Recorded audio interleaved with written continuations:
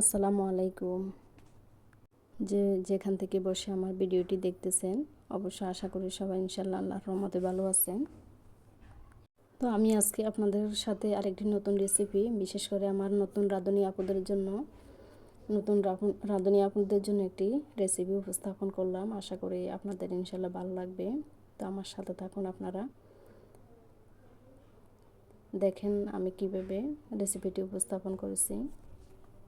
আজকের রেসিপির জন্য আমি অর্ধেকখানি আদা পাকা মিষ্টি কুমড়াকে খোসা বা চামড়া যেটাই বলেন, চামড়া সহ আমার পছন্দ মতো সাইজে কেটে নিয়েছি। চাইলে আপনারা ওইভাবে কেটে নিতে পারেন। তো আর তার সাথে থাকছে এই যে রূপসাদা মাছের মাথা, আমি এগুলোকে আগে বেজে রেখেছিলাম। এটা দিয়ে আজকে আমার রেসিপিটা হবে। তো রূপসাদা মাছ, সাগরের মাছ খুবই সুস্বাদু মাছ। তো আমি মিষ্টি কুমড়াটাকে খুব ভালোভাবে ধুয়ে নিয়েছি। এখন এটাকে হলুদ এবং সামান্য লবণ দিয়ে আমরা মাছ যেভাবে ভাজি সেভাবে আমি ভেজে নেব রান্নাটা সুস্বাদু করার জন্য। আপনারা চাইলে কাঁচাও রান্না করতে পারেন, হলুদ মরিচ না মাখিয়ে, না ভেজে। তবে ভেজে রান্না করলে রান্নাটার স্বাদটা দ্বিগুণ হয়।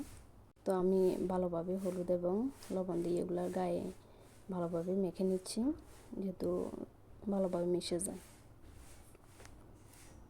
তো এগুলো আমার ভাজার জন্য প্রস্তুত। এখন আমি একটা কড়াই বসাই দিলাম, তার মাঝে আমি পরিমাণ মতো তেল দিয়ে দিচ্ছি। তেলটা গরম হলে আমি মিষ্টি কুমড়াগুলোকে ভেজে নেব। তো আমার তেলটা গরম হয়ে গেছে, এখন আমি মিষ্টি কুমড়াগুলো ভাজবো।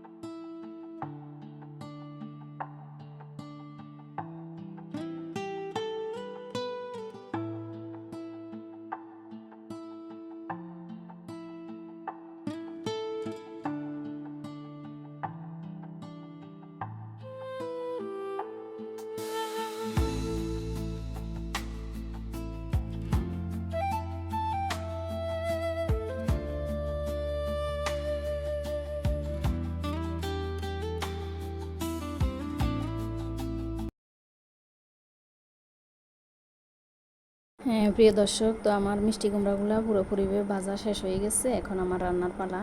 তো আমি শুরুতে কিছুটা কাঁচামরিচ দিয়ে দিচ্ছি।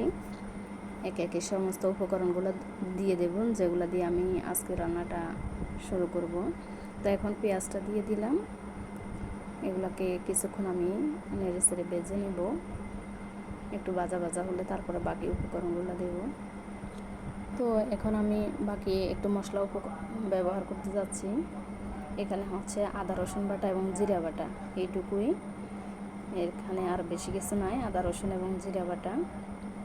তো এটাকে আমি আবার সামান্য পরিমাণ ভেজে নেব।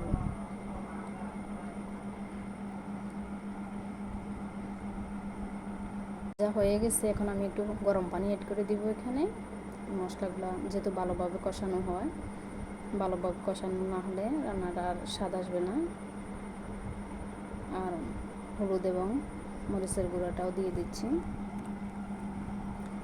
সবগুলোকে একসাথে করে আবার ভালোভাবে কিছুক্ষণের জন্য কষিয়ে নেব। দেখেন মশলাগুলোকে আমি কষাইতে দিছি, এখন এগুলো কষানো হচ্ছে। কষানো প্রায় শেষ পর্যায়ে একটু তেল তেল যখন হবে তখন আমি এগুলাতে ভেজে রাখা মাছগুলো দিয়ে দেব। অনেক বেশি আমি বাছতে যাচ্ছি না, আপনারা চাইলে একবারে বেশি পরিমাণে ভেজে তেলটা বের করে নিতে পারেন, যেভাবে সুবিধা হয়। তো আমি এখন মাছগুলোকে এখানে দিয়ে দিচ্ছি। মাছগুলোকে এই মশলাতে কিছুক্ষণ ভাজবো।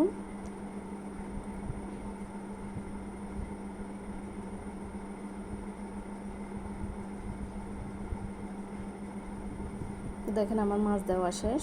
এখন এগুলোকে নেড়ে চেড়ে জলের মধ্যে মিশিয়ে নেব, মিশিয়ে একটুখানি কষিয়ে নেব ভালো করে। তো কষানোর জন্য একটু পানি দিয়ে দিচ্ছি, এটা হচ্ছে গরম পানি। আমি গরম পানিটা দিয়ে দিলাম। তো এখন নেড়ে চেড়ে ঢেকে দেব, যেহেতু ভালোভাবে ভিতর থেকে মাছটা কষানো হয়ে যায়।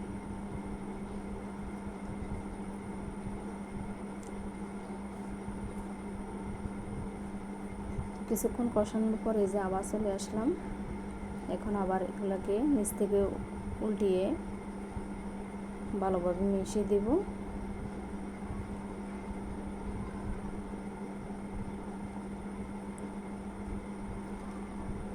দেখেন আমার ঝোলটা কিন্তু মাখা মাখা হয়ে গেছে প্রায়।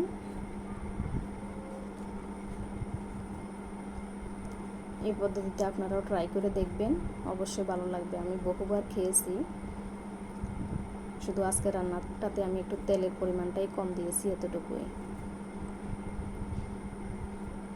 ইনশাল্লাহ আপনাদেরও ভালো লাগবে, ট্রাই করবেন আপনারা। তো দেখেন মাছ আমার কষানো হয়ে গেছে প্রায়। এখন আমি রান্নার জন্য যে পরিমাণে পানি দেব ওই পরিমাণ দিয়ে দিলাম, আর উপর দিয়ে দিচ্ছি এখন ভেজে রাখা মিষ্টি কুমড়াগুলো। তো চাইলে আপনারা বেশি যদি ঝোল রাখতেছেন তাহলে বেশি পরিমাণে পানি দিতে পারেন। আমি মাখা মাখা করে রান্না করব, সেজন্য আমি ওই পরিমাণ পানি দিয়ে দিলাম। আর মিষ্টি কুমড়া দেওয়া হলে আর একটু পানি দিয়ে দেব।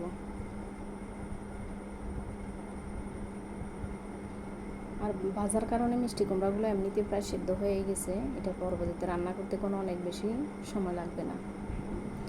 আর আপনারা চাইলে আরও, আমি তেলের পরিমাণটা কমাই দিলাম, তেলের পরিমাণটা আপনারা আরও বেশি করে দিতে পারেন।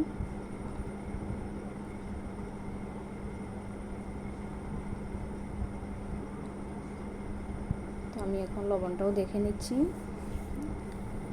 আমার লবণটা প্রায় লাগবে না আশা করা যায়। তো আর একটু ডেকে নিচ্ছি ভালোভাবে, যেহেতু সিদ্ধ হয়ে যায়।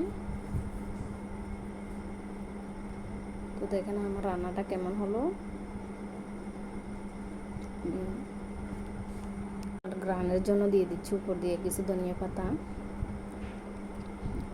এটা দিলে তরকারির স্বাদটা অনেক বেড়ে যায়।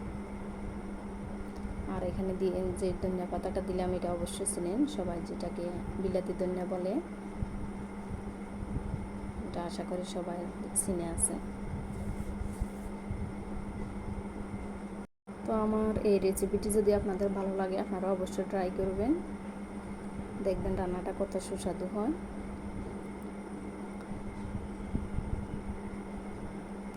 ছোট থেকে বড় সবাই পছন্দ করবে এই রান্নাটি। আমার রান্নাটি যদি আপনাদের ভালো লাগে অবশ্যই সাবস্ক্রাইব করে দিবেন আর অবশ্যই কমেন্ট করবেন। তো আমার রান্নাটা হয়ে গেছে।